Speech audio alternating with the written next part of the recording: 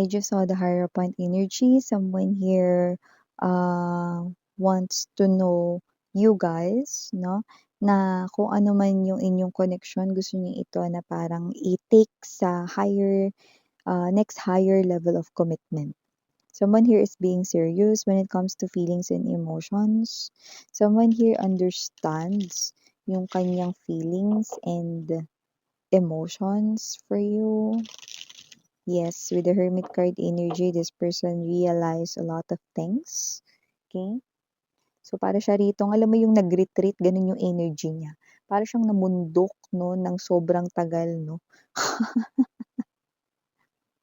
So, idol, sino kung sino man to, no? This is the type of energy, no, na marami siyang na-realize at hindi lang yun. Okay? This person here is coming or stepping into the type of energy, no, na this time, this person here, no, will be mature, okay, pagdating sa inyong connection, and will give you something, no, na solid, okay, sa inyong samahan.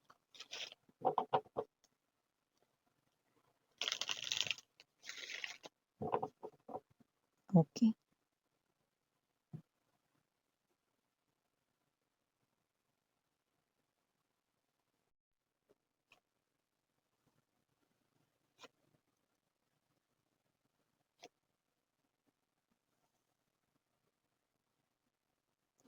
With the moon right in here, it looks like this is something here hidden from you.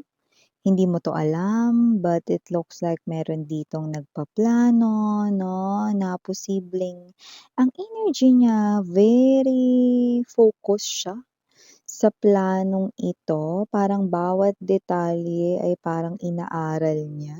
Parang planado 'no, itong kung ano man 'tong gagawin niya rito 'no, isasagawa 'no. And this is definitely high frequency involved ka dito. Ayan. I do see this person here investing a lot yung kanyang time. Iniisip niya ito, no? Yeah, this person here is planning and at the same time praying, hoping na sana ito ay gumana or mag-work. Okay? Now we have the Seven of Swords energy. Hangman. Okay. Okay. Five of Cups, Magician. Okay. Maaaring 'pag narinig mo kung ano yung sasabihin ko 'no, maaaring masabi mo rito 'no, na kailangan ba talaga yun, Miss, 'yan? 'Yan 'no, parang nakikita ko na yung reaksyon mo, babe 'no. We have here this Knight of Swords now, bottom of the deck we have the 3 and 3, Three of Cups, Three of Coins, and the Nine of Coins. Yeah, this is definitely here your energy, look at that. 'Yan 'no. Sitting pretty, doing your own thing, minding your own business, focusing here on your own life. Yes. So, hi and hello there everyone. My name is Yan. Welcome newbies, new subscribers, returning buyers. Thank you so much inyong walang sawang pag-istambay 24/7. At yun nga, wala tayong gender dito, bae, lalaki, LGBT, lahat po ay welcome. Pwede rin pong i-switch ang mga roles dahil possible magkapalit-palit kasi general reading ito. And kung hindi niyo pa alam, mayroon pa tayong main channel, ang The High Priestess, kung saan ang link niya nilagay ko sa description box ng reading na ito. At doon ay may mga matatagpuan din kayong collective readings. Araw-araw din tayo nag-a-upload there. At kung hanap ninyo ay reading per zodiac sign, meron din tayo doon. Weekly and monthly. So, yun nga mga babes natin gender dito ha. And of course, timeless ito. Like, pwedeng nangyari na. Sa iba nangyayari na po. Sa iba ay mangyayari pa lamang. Kaya naman, just take only what resonates. But here, very evident, no? Someone here is very focused, creating a plan, very serious, Pero bakit nga ba siya rito 'no, nagpe-pray, hoping 'no, this person here is very focused dito sa plano na 'to plus nagfo-focus rin siya rito sa pagdarasal. Meron din tumutulong sa tao na ito, puwedeng best friend niya or close friend niya 'no. So, meron akong nakikitang nasasandalan niya rito like a best friend or matalik na kaibigan 'no. So, nakikita ko rito na kung sino man 'to, definitely here your ex trying to come back in your life. Pero yung iba sa inyo na posibleng may ginagawa na siyang mga paunang actions dati or nitong mga nakaraang mga buwan or nakaraang taon. Possible 'no, that with the Nine of Coins energy, hindi mo siya pinapansin or hindi ka nagpapakita ng anuman ditong interes sa kanyang mga ginagawa. Oh, I see. You could be avoiding this person here and this person here ramdam na ramdam niya yun.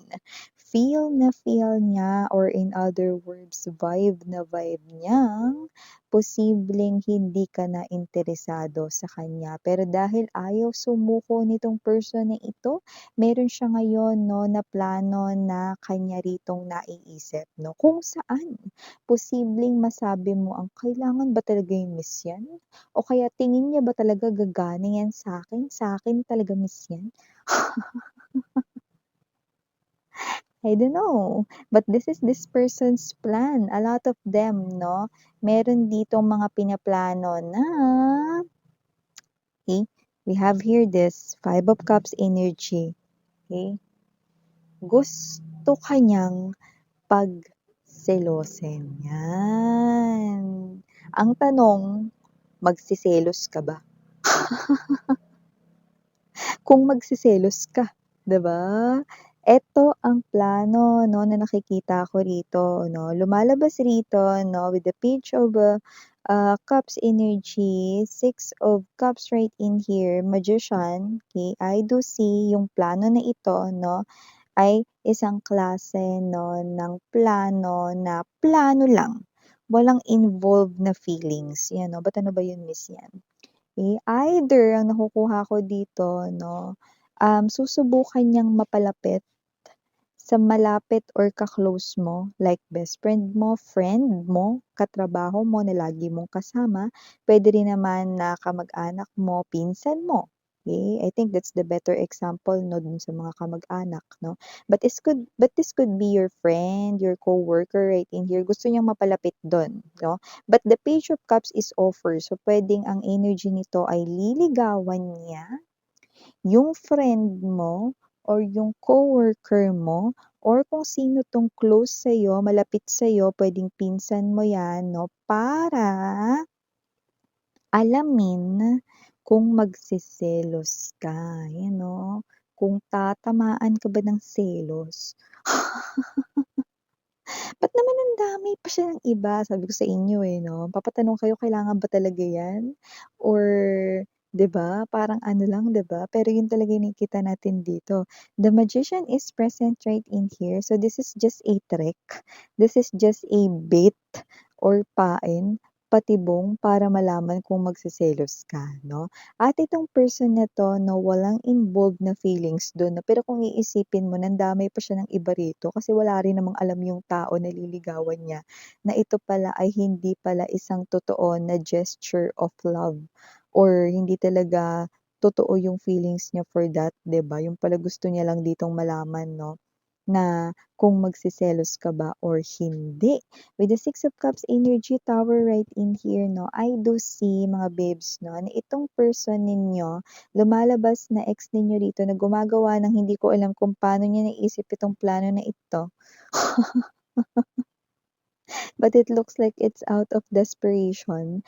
Pero ire-reveal niya rin sa inyo 'no, kapag nagselos kayo, ire-reveal niya sa inyo 'no, na ito ay hindi totoo. Na ito ay klase 'no, ng sitwasyon na ginawa niya lamang para malaman niya kung interesado ka pa ba sa kanya or kung meron ka pang natitirang feelings. Kung magseselos ka, aaminin niya yan sa'yo 'no. Parang nakakaloka 'no? Parang 'pag nagselos ka 'no, parang niya na rin sinabi, "It's a prank, it's a prank," na may gusto ko dun sa pinsan mo or may gusto ko dun sa coworker mo 'no, okey na ako kasi nakita ko nagselos ka. Yun yung ine-expect niya kung magseselos ka. Kasi eto yung nakikita niyang paraan kasi you are hiding with the moon as well 'no, yung inyo ritong feelings or iniisip niya yun sa thoughts niya baka tinatago mo lang talaga yung true feelings mo, 'no? Parang pinapakita mo lang daw sa kanya na hindi ka na talaga affected, pero affected ka pa rin deep down inside. Kaya siya nag-came up sa ganitong klase ng plano, 'yan 'no. Pero kung titingnan ko ito 'no, kung magkakaroon ako ng sarili kong opinyon, hindi bilang isang reader ninyo 'no, kundi bilang isang normal na individual, masasabi ko, "Ano ba 'yan, parang bata naman 'to." Ang childish naman ng galawan. So, may energy rito na kung sino man 'tong ex-lover ninyo, this person here 'no, is someone na kasado na 'to, tuloy na 'tong plano na 'to 'no, hindi na 'to magbabago. Kasi, dito talaga lalabas yung tunay na reaction from you guys 'no, kapagka yung involved na is yung someone na malapit sa'yo, okey? So, nakikita natin dito 'no, na kahit medyo pangit yung plano niya, nilait yung plano.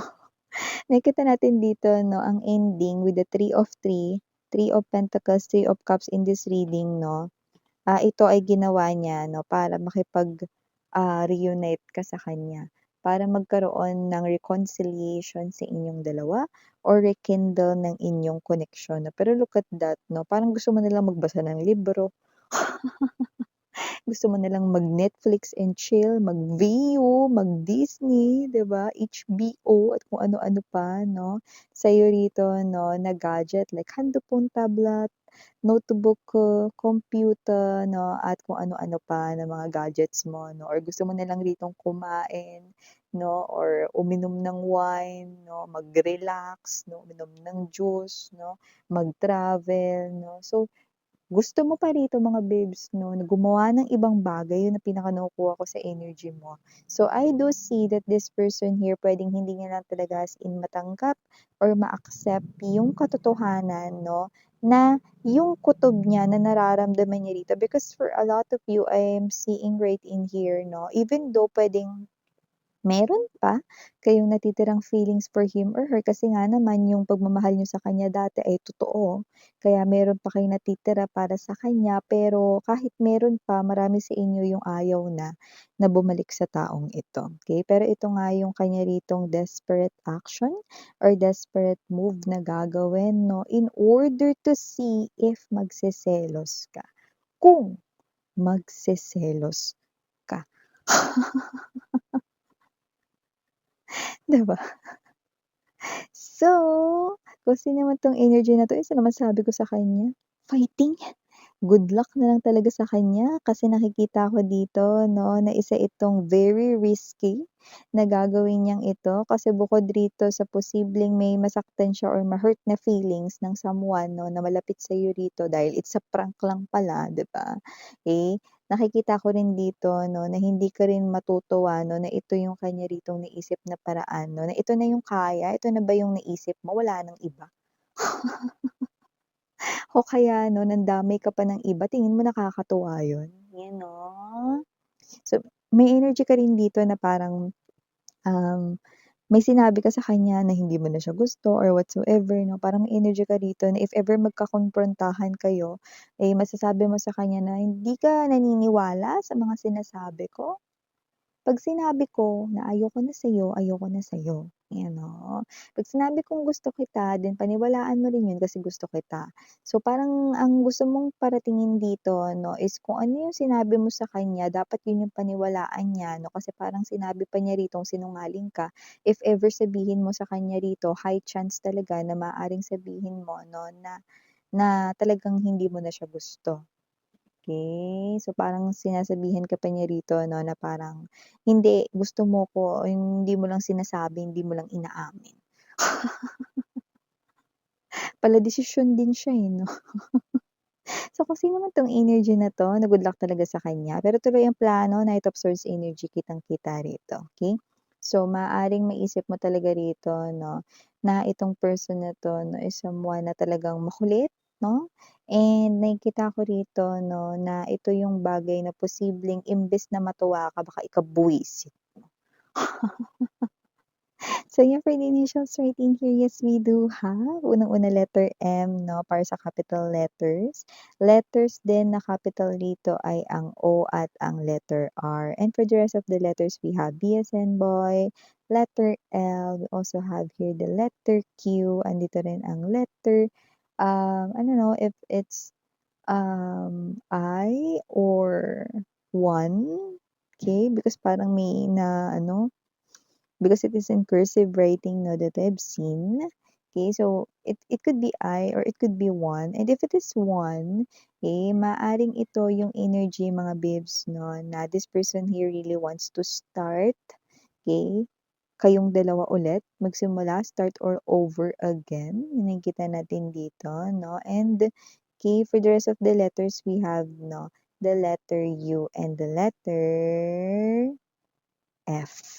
Okay, so yeah, for these messages, pick up only yung mga mag-resonate sa'yo, babe. And again, I'm Mirana on ni Sarang Love and Light.